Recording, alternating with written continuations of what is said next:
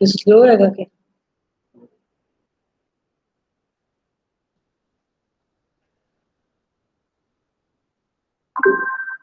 नमस्कार,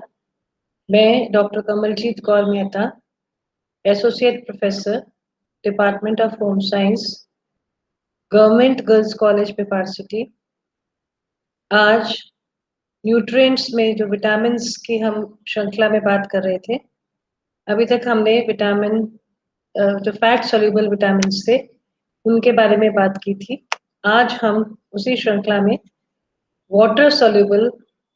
जो विटामिन्स होते हैं, यानी जो जल में घुलनशील विटामिन्स हैं, जिसमें कि दो मेजर हैं, विटामिन बी कॉम्प्लेक्स और विटामिन सी। विटामिन सी जिसको एस्कॉर्बिक एसिड भी कहा जाता है, और विटामिन बी कॉम्प्लेक्स जो है उसमें जो डिफरेंट विटामिन्स हैं, जैसे विटामिन बी 1, बी 2, बी 3 जो है, इनके बारे में हम बात करेंगे। आज के इस वीडियो में हम विटामिन जो है बी 1 की बात करते हैं, थायमीन, जिसको कि थायमीन कहा जाता है, और वैसे इसे विटामिन बी 1 भी कहा जाता है। इस विटामिन बी 1 के इतिहास की बात करें तो 1885 में डॉक्टर तकाकी ने थायमीन की खोज की थी, और ये खोज उन्होंने बेरी बेरी नामक रोग के उपचार करते समय की। और जो है उसके बाद में एक साइंटिस्ट हुए थे, एज़ेक मैन साइंटिस्ट, जिन्होंने मुर्गियों को पॉलिश किए हुए चावल खिलाए, और फिर उनमें बेरी बेरी रोग के समान लक्षण प्रकट हुए। तो इस खोज में ये पाया गया कि यदि पक्षियों में चावल की ऊपरी परत अगर उनको खिलाई जाती है साथ में, तो लक्षणों में सुधार होता है। 1926 में डोनाथ ने जो है चावल की ऊपरी परत से थायमीन के रवे को अलग किया। बेसिकली जो थायमीन होता है, ये एक सफेद रफेदार पदार्थ होता है, जो स्वाद में एवं गंध में खमीर की तरह ही होता है, और ये जल में घुलनशील होता है एवं अल्कोहल में ये अंशतः घुलता है। अम्लीय माध्यम में, यानी अगर एसिडिक मीडियम हो तो उसमें ये स्थिर रहता है, और ताप और क्षार की स्थिति में, यानी कि अगर अधिक ताप का प्रयोग किया जाए इसको कुकिंग के लिए, या क्षारीय स्थिति हो, तो उसमें ये नष्ट हो जाता है। तो हम बात करेंगे थायमीन के फंक्शंस की। उससे पहले मैं आपको ये एक जो है दिखाना चाहती हूँ, इसकी स्लाइड, जिसमें कि हम हेल्थ बेनिफिट्स की बात करते हैं कि अगर थायमीन आप अपने फूड में इंक्लूड करते हैं तो वो किस तरह से आपको हेल्प करता है। सबसे पहले तो ये बॉडी के लिए एनर्जी प्रोडक्शन, यानी ऊर्जा उत्पादन का कार्य करता है। फिर ये एंटी एजिंग प्रॉपर्टीज में रिच होता है, यानी जो आपकी जो मतलब व्यक्ति जो है जल्दी बूढ़ा ना हो, उसके लिए जो एंटी एजिंग जो प्रॉपर्टीज होती हैं वो इसमें रहती हैं। फिर एल्जाइमर्स एक डिजीज होती है जो कि ब्रेन से रिलेटेड होती है, जिसपे व्यक्ति को भूलने की और जो है उसकी स्मरण शक्ति जो है वो प्रभावित होती है, उसके रिस्क को ये अवॉइड करता है। और इम्प्रूव्स एपेटाइट एंड मेमोरी, यानी कि स्मरण शक्ति को शार्प करता है और भूख को बढ़ाता है। इसके अलावा ये हेल्थ की जो हार्ट जो है उसकी हेल्थ को मेंटेन करता है, और जो रेड ब्लड सेल्स होते हैं, यानी कि लाल कणिकाएं जो होती हैं, उन कणिकाओं में जो रक्त में जो लाल कणिकाएं होती हैं, उनके उनको प्रोड्यूस करने में एड करता है। और साथ ही ये कैटरैक्ट, यानी आंखों में जो मोतियाबिंद होता है उसको प्रिवेंट करता है, और डाइजेशन में हेल्प करता है। ये इसके मेजर फंक्शंस हैं। और इसकी प्रॉपर्टीज अगर देखी जाए तो वही बात है, क्योंकि ये जो विटामिन जो है इसको एनर्जेटिक फंक्शंस हैं इसके, और ब्रेन को ये नरिश करता है, जैसे मैंने आपको बताया। जैसे जो है फॉरगेटफुलनेस, भूलना, स्ट्रेस, इसमें जो है से रोकता है, कंसंट्रेशन को बढ़ाता है, और जो है इसको एनर्जी हेल्प को यूज करने में फूड से हेल्प करता है। और ये स्पेशली बच्चों के लिए, और जो एथलीट्स होते हैं, जो खेलने वाले जो स्पोर्ट्समैन होते हैं, उसके लिए ये हेल्प करता है। और जो है ये प्रेजेंट किस किस में रहता है, एग्स में है, होल ब्रेड में है, और ग्रेन्स में होता है, मिल्क में है, और बीन्स और नट्स, जितने भी जो ड्राई फ्रूट्स होते हैं और जो फलियाँ होती हैं उसमें ये प्रेज़ेंट रहता है। तो जो है हम इसकी जब बात जो कर रहे थे उसमें जो कार्य में एक तो ये है कि जो थायमीन पायरोफॉस्फेट जो है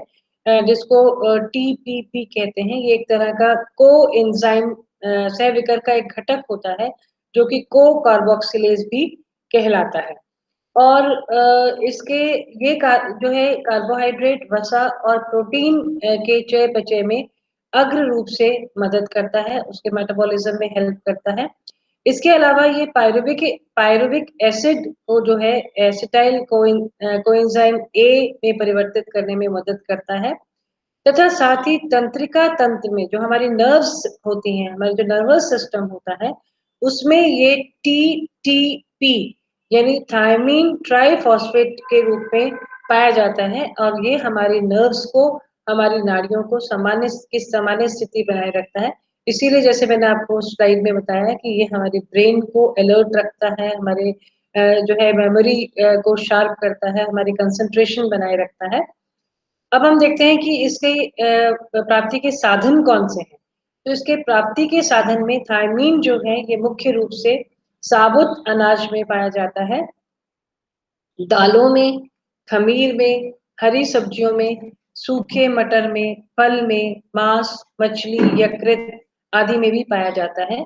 और सोयाबीन और मूंगफली जो है वो इसके अति उत्तम साधन माने जाते हैं। साथ ही ये सूखे मेवे और जितने भी तेलीय बीज होते हैं, तेलीय बीज अर्थात जैसे आपके ये हो गया जिसको हम कहते हैं तिल होता है या सनफ्लावर सीड्स होते हैं, ऐसे जो बीज होते हैं उनमें भी थायमीन अच्छी मात्रा में उपस्थित होता है। तो ये प्राप्ति के साधन इसीलिए बताए जा रहे हैं जिससे कि इन साधनों को हम अपने जो जो स्रोत हैं उनको हम अपनी डाइट में इंक्लूड करें।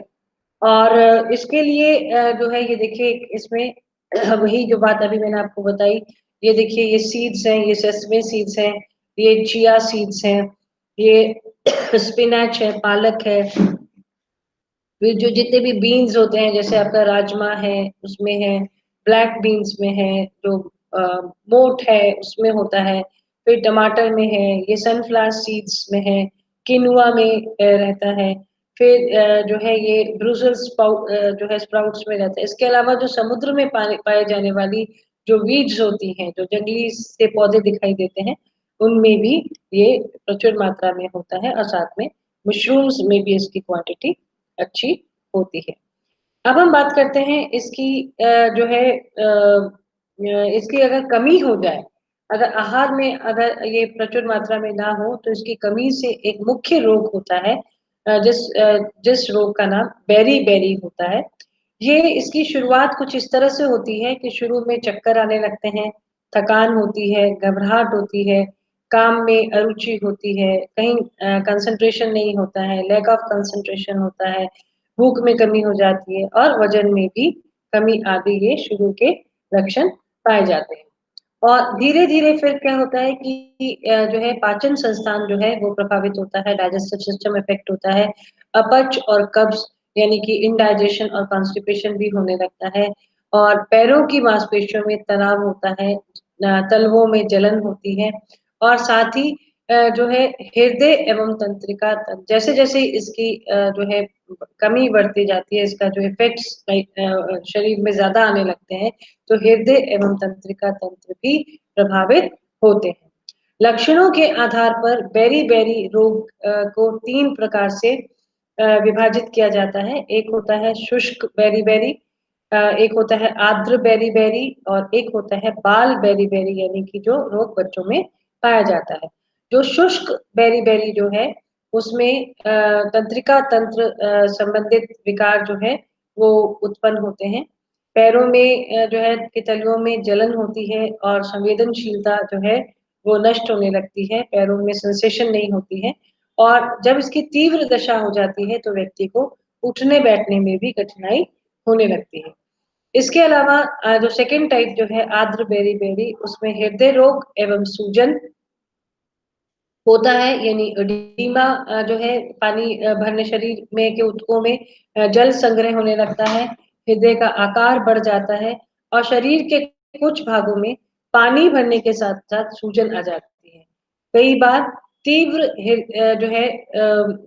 हृदय गति जो है वो बढ़ जाती है और हृदय गति बढ़ जाने से व्यक्ति की मृत्यु तक हो सकती है। और जो बाल बेरी-बेरी या जो इन्फेंटाइल बेरी-बेरी है, ये रोग जो है ये शिशुओं में होता है और माँ के आहार में यदि थायमीन की कमी हो, तो इससे माँ के दूध में कमी हो जाती है और इसके ये जो थायमीन है की डेफिशिएंसी जो है, इसके लक्षण अचानक दिखाई देते हैं और धीरे-धीरे बहुत जल्दी ही अचानक दिखते हैं और बहुत जल्दी ही ये भयंकर रूप भी ले सकते हैं और फलस्वरूप जो है बालक की मृत्यु भी हो सकती है। इसके जो लक्षण होते हैं वो ज़्यादातर सूजन जो है मुँह पर सूजन होता है, शरीर में सूजन होने लगती है, पेट में दर्द होता है, उल्टी आती है तथा आक्षेप यानी कि जो ताने जिनको हम कन्वल्शंस कहते हैं, वो भी होने लगता है। ये देखिए ये ड्राई बेरी-बेरी जो है इसके कॉमन सिम्पटम्स बताए गए हैं। जैसे जो है इसमें संवेदनशीलता जो है पैर में कम हो रही है, बर्निंग सेंसेशन होती है, नंबनेस ऑफ फीट हो जाती है, यानी कुछ आपको कुछ वहाँ महसूस नहीं होता है पैरों में और मसल्स जो हैं ये टेंडर हो जाती हैं। फुट जो है पैरों की आप शेप देखिए ये ड्रूप करने लगता है, बहुत ज़्यादा वीकनेस हो जाती है, रिस्ट ड्रॉप हो जाता है, एक तरह का कन्फ्यूजन सा होने लगता है, व्यक्ति को समझ नहीं आता है क्या हो रहा है और बोलने में भी वो जो है अक्षमता होती है। तो इस तरह के जो है लक्षण इसपे पाए जाते हैं।